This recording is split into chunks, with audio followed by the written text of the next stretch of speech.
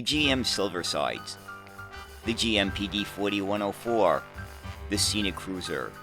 While these were iconic American buses of the 1950s, the Soviet Union, even in the face of the Cold War, attempted to emulate the buses of its adversary, and its result was quite impressive. This is the story of the ZIL-127, the bus that was a Russian Greyhound. Hi, this is Jeffrey. Now, back at the end of World War II, the Soviet Union was able to secure an agreement to build buses under license from General Motors in the United States. However, that agreement ended in 1950. But the Soviet Union still liked American-styled buses, and they wanted one of their own. So what did they do? They designed and developed a brand new intercity coach called the ZIS or ZIL-127.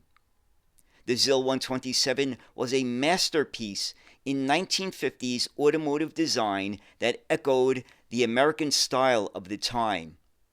It's a really interesting story, so let's get started in learning about the ZIS and or ZIL-127. The 1950s. The Cold War was here, the licensing of GM buses to the USSR had already ended, and the space race was about to begin. But the Soviet Union was not about to give up on their quest for American-like buses. Back in the summer of 1956, the VDNH, or as in English, the Exhibition of Achievements of National Economy Engineering Pavilion, now known as Cosmos, began showcasing the first Soviet intercity luxury liner, the ZIS or ZIL-127, alongside other automotive marvels. Built by Zavod Imeni Lishatskova, its chrome details and the gleaming ZIL Moscow inscription on the nose had visitors imagining swift journeys to distant cities or luxurious resorts. On December 2nd, 1957, the newspaper Evening Moscow reported on a new intercity bus route under the headline, "Faster Than a Train." An excerpt reads, quote, "This morning at 8, a swift and comfortable ZIL-127 bus departed from Kursky Rail Terminal to Yaroslavl. It offers soft seats identical to those on the new Tu-104 jetliner, with reclining backrests and all the necessary amenities for passengers, including heating, ventilation, a radio, and a clock. The bus covers more than 280 kilometers to Yaroslavl in 5 hours, while the train journey takes 6 hours." End quote. The 127s were the Soviet equivalent of the big, iconic American Greyhound buses known for coast-to-coast travel. Exploring the interior as well as the exterior reveals lavish 1950s-era industrial design details. This model introduced several innovations to Soviet buses. It was powered by a 2-stroke diesel engine, unlike the diesel-electric city bus, the ZIL-154, and it featured power steering borrowed from a Lviv loader, and was equipped with a tube radio receiver model A-5, also used in luxury ZIL-110 and ZIM cars. Influenced heavily by the American automotive industry, and specifically the ribbed-sided Greyhound buses, ZIL aimed to emulate American design aesthetics.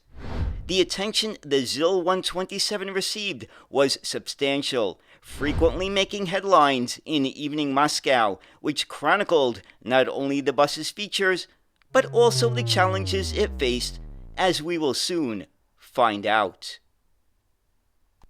Now, let's take a look at some of the basic specifications of the ZIL-127 intercity bus. Number 1, length is 10.2 meters. Number 2, width is 2.68 meters. Number 3, height is 3.06 meters. Number 4, engine is the 6-cylinder 2-stroke diesel engine type Yaz M206D with fuel consumption of about 42 liters per 100 kilometers and 180 horsepower. Number 5, top speed is 120 kilometers per hour. Number 6, passenger capacity is 32.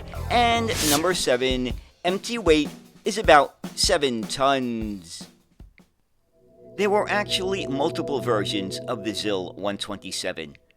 The first one appeared in 1952, of which 2 were built but were considered failures. Next, 2 buses were produced in 1954, most notably distinguished by the lack of operable vents above the windows. In 1955, 2 buses were produced, one without window vents and a longer wheelbase than the previous buses, and the other with vents that was very close to the bus that will be the final design.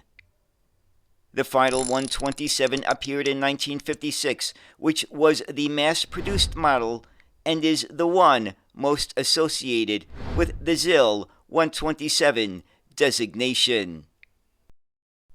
On July 6, 1956, the factory commenced the mass production of the ZIL-127 for intercity travel and the similar ZIL-129 for urban use, although the latter was ultimately deemed a failure and never entered mass production.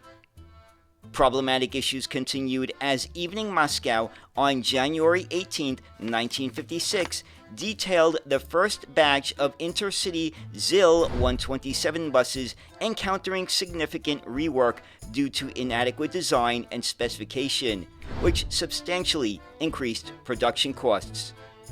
Driver dissatisfaction was vocalized on May 8th, noting the bus's capability to substantially cut travel time between Moscow and Kharkov to 17 hours from 22.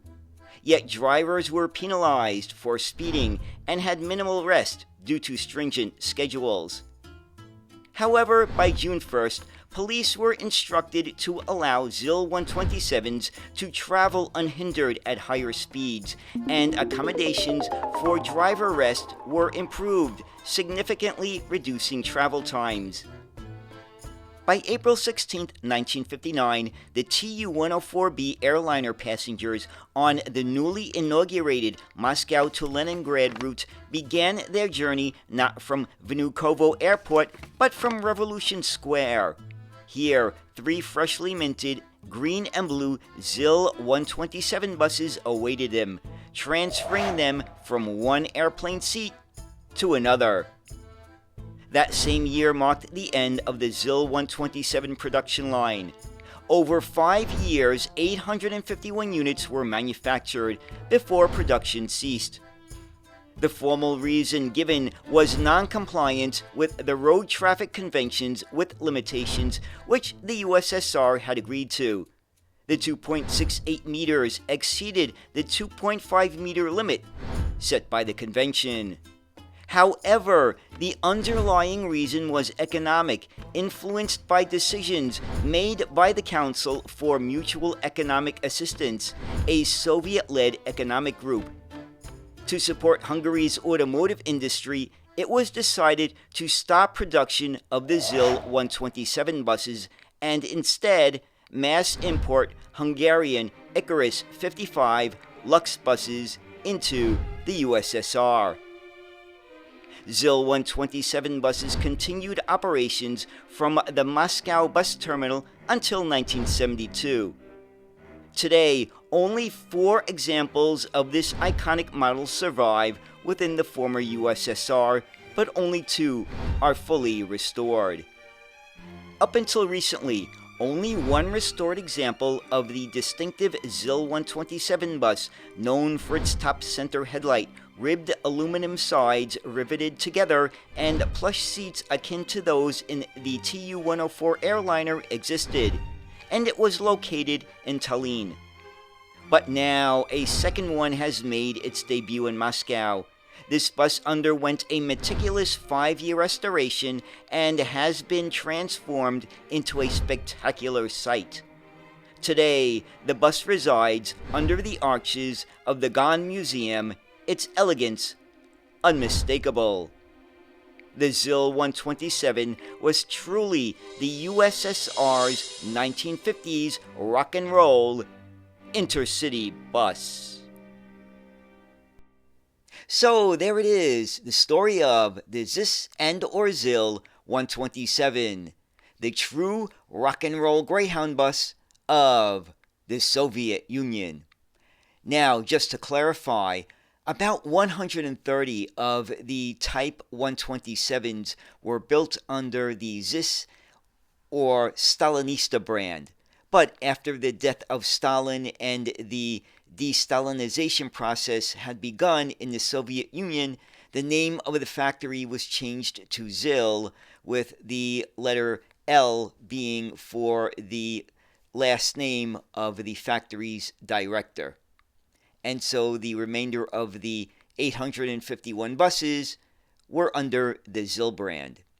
So anyway, I hope you enjoyed this look at the ZIS and or ZIL-127. And as always, thank you so much for watching and have a great day. Bye.